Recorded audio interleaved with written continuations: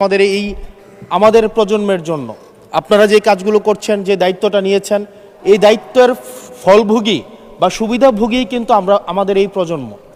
মাননীয় স্পিকার, আমরা খুব আশাহত হই যখন এই সংসদ এত রক্ত, এত লড়াই, এত ত্যাগের পরে আজকে যখন এই সংসদটি গঠিত হয়েছে, কিন্তু এই সংসদ আবার আগের যেই ভিশিয়াস সাইকেল, দোষারোপের যেই সাইকেল, একজনকে বিভিন্ন ট্যাগিংয়ের যেই সাইকেল, মত দমনের নামে, বিরোধী মত দমনের নামে মামলার যেই সাইকেল, আমরা সেইখানে আবার চলে গিয়েছি। ক্যাম্পাসগুলো আবার আনরেস্টের দিকে যাচ্ছে, অস্থিতিশীল পরিবেশ সৃষ্টি হচ্ছে, বিরোধী দল মত দমনের জন্য মামলা করা হচ্ছে, প্রতিমন্ত্রীকে ফেসবুকে লেখার কারণে বাসা থেকে তুলে নিয়ে আসা হচ্ছে, হুইপকে সমালোচনা করলে বাসা থেকে তুলে নিয়ে আসা হচ্ছে।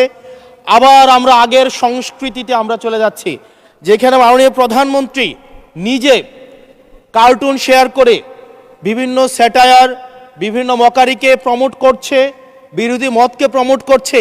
সেইখানে এই সংসদ গঠিত হওয়ার পর থেকে আজকে পর্যন্ত 9টা ঘটনা ঘটেছে যেখানে মত প্রকাশের জন্য আজকে বাসা থেকে তুলে নিয়ে আসা হয়েছে। মাননীয় স্পিকার, আমরা মত প্রকাশের স্বাধীনতা চাই। মত প্রকাশের স্বাধীনতা আগেও ছিল, মত প্রকাশের স্বাধীনতা আওয়ামী লীগের সময় ছিল, তবে সেটা সহমত প্রকাশের স্বাধীনতা। আমরা এই পার্লামেন্টের পরে আমরা শুধুমাত্র মত প্রকাশের স্বাধীনতা নয়, আমরা দ্বিমত প্রকাশের স্বাধীনতা চাই। আমরা এখানে দাঁড়িয়ে মাননীয় প্রধানমন্ত্রীর সমালোচনা করতে চাই। আমরা নির্ভয়ে ফেসবুকে আমরা ব্যাকস্পেস ব্যবহার করতে চাই না। কিন্তু আবার একটা ভয়ের পরিবেশ সৃষ্টি করা হচ্ছে, আবার একটা আতঙ্কের পরিবেশ সৃষ্টি করা হচ্ছে। আমরা দেখলাম সিলেক্টিভ এক ধরনের বিরোধিতার পরিবেশ তৈরি করা হচ্ছে। আমাদের সমাজের যারা গ্রহণযোগ্য এক ধরনের পলিটিক্যালি এলিট শ্রেণীর নারীদেরকে নিয়ে যখন সমালোচনা করা হয়, তখন সেটাকে নারীদের বিরুদ্ধে এটাকে বিবেচনা করা হয়।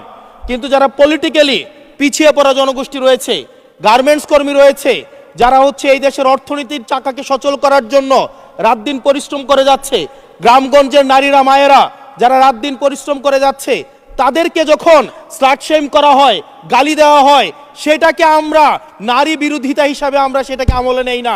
এই ধরনের সিলেক্টিভ নারী বিরোধিতা করা, এই ধরনের সিলেক্টিভ নারী সমালোচনা করার যেই ধরনের প্রবণতা রয়েছে, সেই জায়গাগুলো থেকে মাননীয় স্পিকার আমাদেরকে বেরিয়ে আসতে হবে। মাননীয় স্পিকার, আজকে ক্যাম্পাসগুলোতে আবার এক ধরনের অস্থিতিশীলতা তৈরি করা হচ্ছে।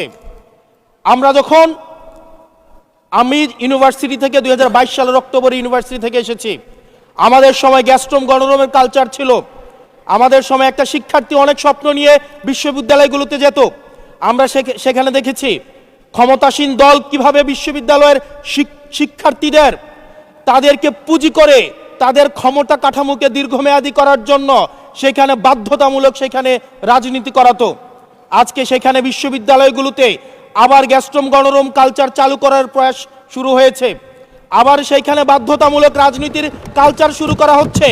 আমরা দেখেছি ক্ষমতাসীন যারা রয়েছে তারা তাদের সন্তানদেরকে বিদেশে রেখে নিরাপদ ভবিষ্যৎ নিশ্চিত করে, আর মধ্যবিত্ত সন্তানরা যাদের বাবা মায়েরা কলকারখানায় কাজ করে, যাদের বাবারা রেমিটেন্স যোদ্ধা, যাদের বাবারা কষ্ট করে তাদের সন্তানদেরকে বিশ্ববিদ্যালয়ে পাঠায়, তাদের সন্তানদেরকে ক্ষমতালোভী রাজনীতিবিদরা তাদের সন্তানদেরকে ব্যবহার করে তাদের ক্যারিয়ারে ঝুঁকিতে ফেলে তাদের গদি বা পাটাতন শক্ত করার জন্য নিজের সন্তানের ভবিষ্যৎকে বিদেশে রেখে নিরাপদে রাখে, আর পরের সন্তানের ভবিষ্যৎকে নিয়ে ছিনিমিনি খেলে। মাননীয় স্পিকার, আমরা এই সংস্কৃতির পরিবর্তন চাই। আমরা চাই বিশ্ববিদ্যালয়গুলো শুধুমাত্র নেতা তৈরির হাতিয়ার হবে না। এই বিশ্ববিদ্যালয়গুলো গবেষণা, বিশ্ববিদ্যালয়গুলো পাঠচর্চা, বিশ্ববিদ্যালয়গুলো সেখানে এক ধরনের মনস্তাত্ত্বিক সমৃদ্ধি, এবং সেখানে হচ্ছে আমরা যেখানে গবেষণা হবে সেখানে আমরা বিশ্ববিদ্যালয়গুলো থেকে বুদ্ধিজীবী গবেষক আমরা হচ্ছে বাংলাদেশকে এবং জাতিকে উপহার দিতে পারবো। কিন্তু অত্যন্ত দুঃখজনক বিষয়, আজকে বিশ্ববিদ্যালয়গুলো শুধুমাত্র নেতা উৎপাদন করার এক ধরনের ভিশিয়াস সার্কেলে পরিণত হয়েছে। মাননীয় স্পিকার, এই 36 জুলাই এই তরুণ প্রজন্মকে কি দিয়েছে? বক্তব্যের শুরুতে অনেকে অনেককে স্মরণ করে। আমরা 36 জুলাইয়ে, এই জুলাইতে যারা আহত হয়েছে, 17 বছর ধরে যারা নির্যাতিত নিপীড়িত হয়েছে, তাদেরকে স্মরণ করতে আমরা লজ্জা পাই মাননীয় স্পিকার। তাদেরকে মুখ দেখানোর আমাদের জায়গা নাই, আমরা তাদেরকে কিছুই দিতে পারি নাই। আমরা একটা কাঠামোগত পরিবর্তনের জন্য আমরা আজকে এই সংস্কার, আমাদের কাঠামোগত পরিবর্তনের জন্য আজকে আপনাদের এই লড়াইটা ছিল, এই সামগ্রিক হাউজের লড়াই ছিল। আমি চ্যালেঞ্জ করে বলতে পারি, যদি 2009, 10, 11, 12, 13, 14 সালে আমি সংসদে বসে কিছুক্ষণ আগে আমি 2009 সাল পরবর্তী থেকে 12 সাল পর্যন্ত যেই সংসদের যে বিতর্কগুলো ছিল, আমি বিতর্কগুলো পড়ার চেষ্টা করছিলাম। মাননীয় স্পিকার, যদি আজকে এটা 2014 সালের সংসদ হতো, আর যে সংস্কার প্রস্তাবগুলো এই পাশ থেকে দেওয়া হয়েছে, ঐকমত্য কমিশন থেকে দেওয়া হয়েছে, এই সংসদের একজনকেও খুঁজে পাওয়া যেত না যে এই সংস্কারের বিরুদ্ধে অবস্থান নিত। আজকে মানবাধিকার কমিশনকে ল্যাপস করে দেওয়া হয়েছে। আমি মানবাধিকার কমিশনকে ল্যাপস করা হয়েছে, বারবার করে বলা হচ্ছে আরো শক্তিশালীভাবে হচ্ছে মানবাধিকার কমিশন নাকি উত্থাপন করা হবে। আজকে পুলিশ সংস্কার কমিশন, আজকে অর্ডিন্যান্স সেখানে বাতিল করে দেওয়া হয়েছে, বলা হচ্ছে আরো পুনর্বিবেচনা সাপেক্ষে সেখানে হচ্ছে এই সংসদ উত্থাপন করা হবে। মাননীয় স্পিকার, যদি সেটাকে সংসদ, সবকিছুই তো সংশোধনের মধ্য দিয়ে যাচ্ছে, যদি এটা নিয়তটা যদি সহি থাকতো, ওয়েল ইন্টেনশন যদি থাকতো, এই অর্ডিন্যান্সটাকে এখানে গ্রহণ করে পরবর্তীতে কিন্তু সংশোধন করা যেত। মাননীয় স্পিকার, মাননীয় স্পিকার, মাননীয় সদস্য, আপনার সময় 2 মিনিট বাড়িয়ে দেওয়া হলো, 2 মিনিটে শেষ করুন। থ্যাংক ইউ মাননীয় স্পিকার।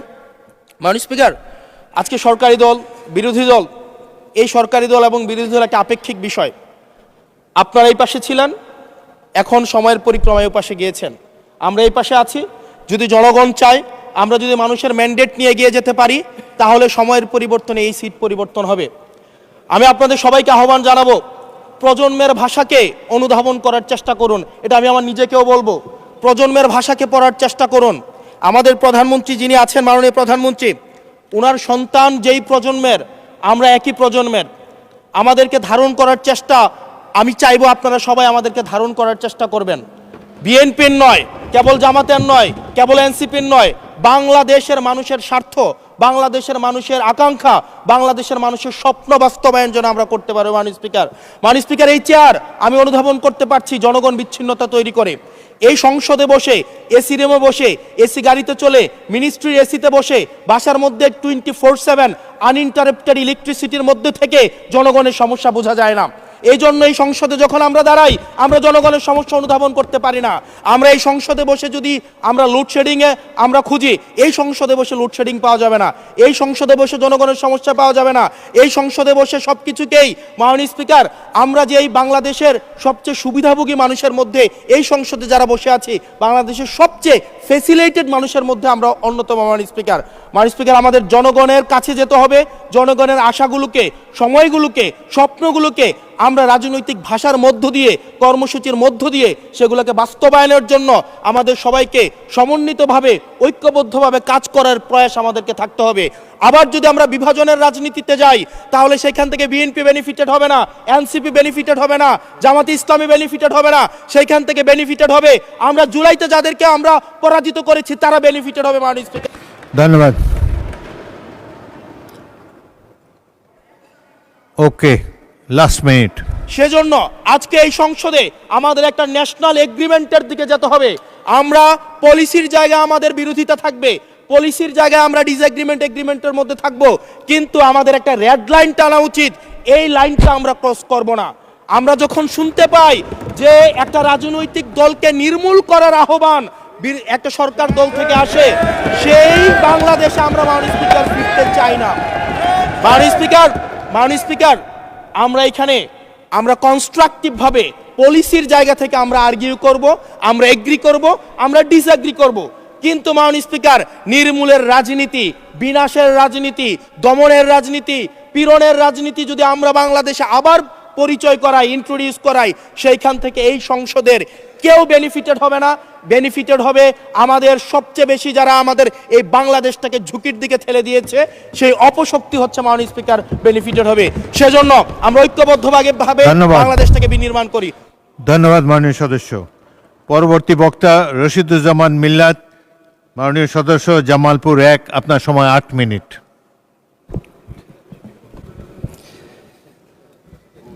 বিসমিল্লাহির রহমানির রহিম।